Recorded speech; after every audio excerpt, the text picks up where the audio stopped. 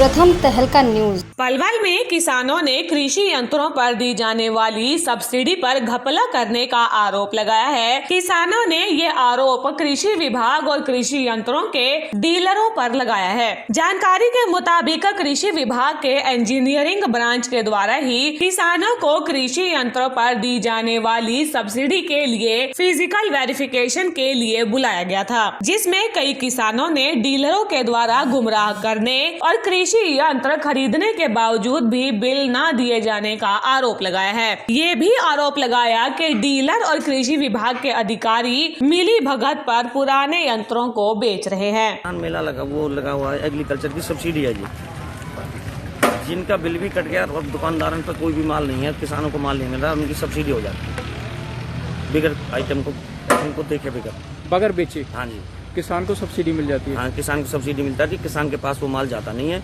और दुकानदार बिल काट देते हैं। अजीत एग्रीकल्चर है रसूलपुर मोड़ पर, वो काट के दे देता है। तो कृषि विभाग के जो अधिकारी हैं वो क्या देखते हैं? वो कुछ नहीं देखते जी, उनको तो पैसा चाहिए। कमीशन ले लेते हैं। हाँ जी, दोनों कमीशन लेते हैं। किसान के पास 15 साल का ट्रैक्टर की वैलिडिटी खत्म हो जाती है, उनके पास भी सब्सिडी मिल जाती है उनको भी।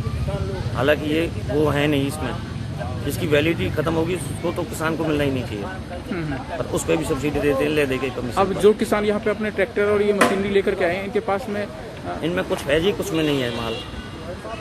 कुछ किसानों के बिल कट गए हैं, उनका माल भी नहीं आया, दुकान पर माल भी नहीं है और बिल काट के एग्रीकल्चर में पहुँच गए, उनकी सब्सिडी तैयार है। ऑनलाइन होता है सारा सिस्टम। तो इसकी कोई आवाज़ उठाई आपने? मैंने इनसे बता दिया जी। आपने क्या सामान लिया है? रीपर। क्या कीमत है उसकी? 3,20,000 रुपये। तो इस पर क्या सब्सिडी मिल रही है आपको? ये लिख रहा है 40% और 50% की। 5 किलो से नीचे है जो उस पर 50% है, और जो 40 हुआ तो 50% है। अभी आपके सामने किसान ने बताया कि उसको केवल 2 आइटम लिए उसने। हाँ, और 63 हजार रुपये सब्सिडी दी जा रही है। क्या है? आज वो ऐसे बोल रहे हैं, मतलब डीलर के इस बात को। अब डीलर गुमराह कर रहा है या कृषि विभाग के अधिकारी? ये तो पता नहीं जी। वास्तव में स्कीम क्या है?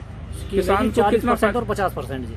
हमारे पास हाँ, जो उन्होंने बोर्ड लगाया हो जी। बोर्ड नहीं, आप न्यूज़पेपर की होता हो। हाँ, जो न्यूज़पेपर उन्होंने लगाया हो, उन्होंने कही 40% और 50% बोर्ड लगे हुए हैं 40। इस बारे में हमने एग्री इंजीनियर के असिस्टेंट रंजीत सिंह से बात की तो उन्होंने बताया कि पलवल जिले में कुल 181 लोगों ने सब्सिडी के लिए ऑनलाइन अप्लाई किया था, जिनमें से 86 लोगों की एप्लीकेशन मंजूर की गई है। कुल 150 लोगों ने 20 तारीख से 31 तारीख तक अप्लाई किया था जनवरी में, और जिनमें से 86 लोगों ने बिल अपलोड कर चुके थे।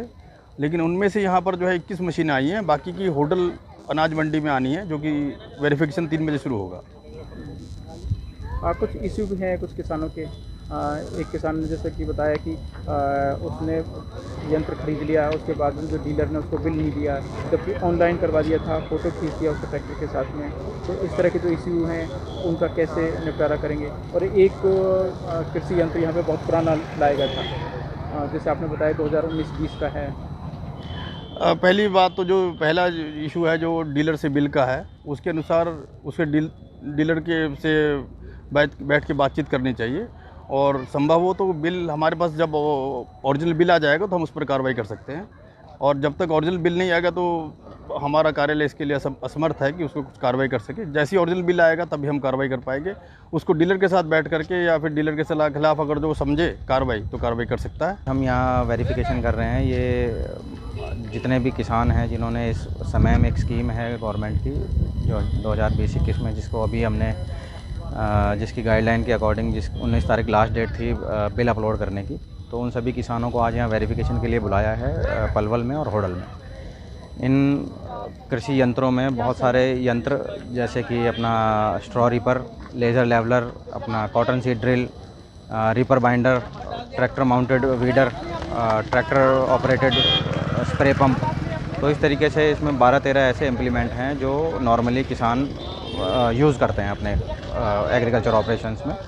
इन पर अलग अलग तरीके की सब्सिडी है, जिसमें 40 से 50% मोटे तौर पे गाइडलाइन के अंडर बोला जाता है, जिसमें कुछ जो हाई रेंज वाले, हाई कीमत वाले जो इम्प्लीमेंट हैं उन पे कुछ अमाउंट गवर्नमेंट ने फ़िक्स किया हुआ है, और कुछ इम्प्लीमेंट 40% और 50% की कैटेगरी में आते हैं।